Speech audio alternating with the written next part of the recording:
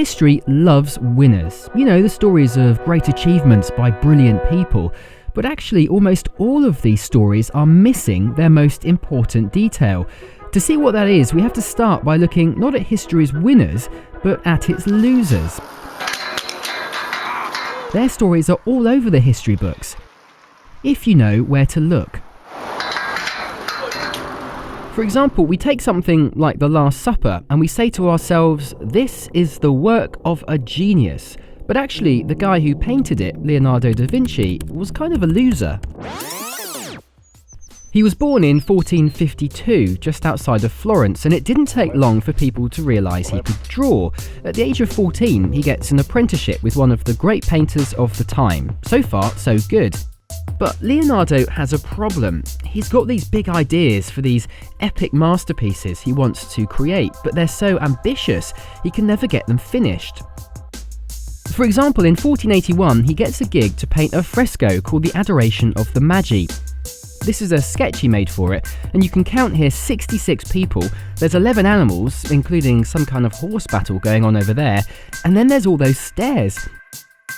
No surprise, he can't get the thing finished. Now, he's a freelancer at this point, and if you're freelance, you'll know that not delivering to a client is bad for business.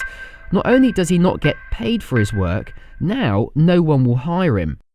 Which brings us to this unfortunate guy, another one of history's losers maybe. It was grim work, but if you could draw, you could make 40 florins or so painting dead criminals. And this is all the work that Leonardo da Vinci can get.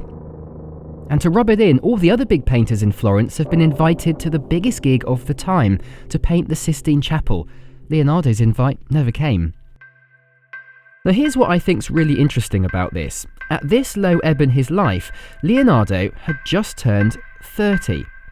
It's funny, isn't it, how when you're young, you look at 30 like it's some kind of terrible milestone, like if you're not on the right path by now, you're in trouble.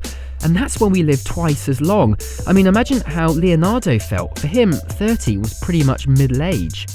Thing is, I could tell you loads of stories like this. At 30, this guy was sweeping the floor in a laboratory for another scientist who today hardly anyone's ever heard of. This guy was a mid-rank soldier with a drinking problem. At 30, he's living with his mum and dad, and this guy's bankrupt.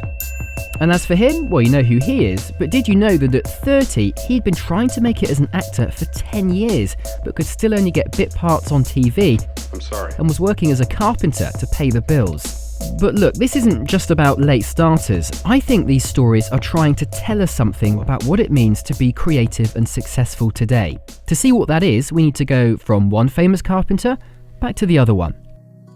The Last Supper is a masterpiece, right? Leonardo solved a perspective problem that had confused artists for years just by the way he places Jesus' hands. We can tell who Judas is, not in some obvious way, but in the subtle way he's positioned in the painting. Now, it was also the work that made Leonardo da Vinci. It was his first timeless piece. But here's what's amazing about this. It was finished, wait for it, in 1498. Remember when we left Leonardo painting dead people when he was 30? That was in 1482, 16 years before The Last Supper was finished. In other words, Leonardo da Vinci got his big break when he was 46. That's just how long it takes to get this good at doing something. But it feels like we've forgotten this. You know, these days we're in such a hurry, and I worry we've created a dangerous blind spot in our approach to creativity. But how did that happen, and can we do anything about it? The answer lies with this American TV star and his talking skeleton, and that's where we're heading in part 2.